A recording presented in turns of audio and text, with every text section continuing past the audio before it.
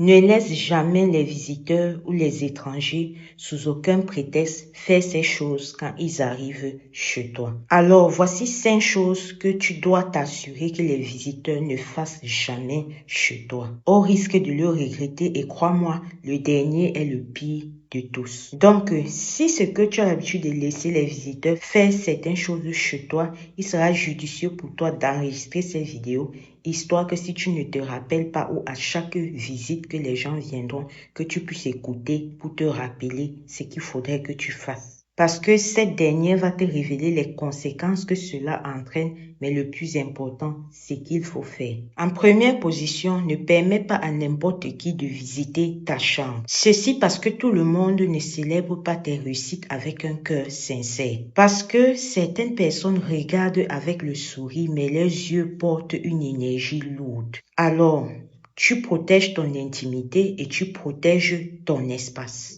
En deuxième position, n'accepte jamais les paroles blessantes ou les moqueries dans ta maison. Ceci parce que beaucoup d'énergie entre déguisée en blague. Des mots qui semblent drôles mais qui cependant laissent un énorme malaise après. Leur esprit doit toujours être présent chez toi, alors fais très attention. En troisième position, tu ne laisses personne s'asseoir sur ton lit. Ceci parce que ton lit est un espace sacré et ce dernier est là où ton corps se repose, où ton âme se régénère et où ton esprit se calme. Alors, tout le monde n'a pas le droit d'y accéder. En quatrième position, évite que les gens ouvrent ton frigo. Ceci parce que tout le monde ne va pas regarder avec gratitude et certains vont regarder avec comparaison et d'autres avec jalousie. Retiens que ce qui est à toi n'a pas besoin d'être exposé. Enfin, le cinquième, tu ne dois jamais tolérer les commérages dans ta maison. Ceci parce que la personne qui parle mal des autres devant toi parle aussi mal de toi devant eux. La négativité circule vite et laisse toujours des traces dans ta maison. Alors, je t'invite à marquer ici en commentaire le nombre de choses que tu as l'habitude de faire sans savoir. Marque combien de choses sur ces 5 que tu as eues ici. N'hésite pas à t'abonner pour me soutenir si tu peux. Ici Alicia Lotus, on se dit à très bientôt pour une prochaine vidéo. En passant, j'ai écouté cet enseignement très détaillé chez cette tata qu'on ne présente plus d'ailleurs et dont je suis sûre que vous allez tomber au moins une fois sur une de ses publications, Tata David Lumière. Merci. Ne rase plus ta partie intime.